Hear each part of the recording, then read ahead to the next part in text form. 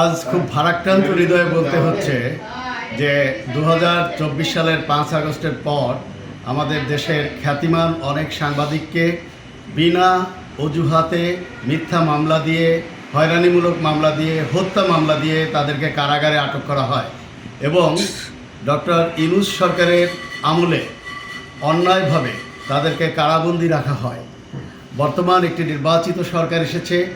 আমরা সেই সরকারের কাছে দাবি জানাতে চাই যে অবৈধ ইউনূস সরকারের আমলে সাংবাদিকদের কারাগারে আটক রাখা হলেও বর্তমান সরকার অবশ্যই সে ব্যাপারে সদয় হবে এবং আইনের শাসন প্রতিষ্ঠার লক্ষ্যে তারা কারাবন্দী সকল সাংবাদিকদের মুক্ত করবে।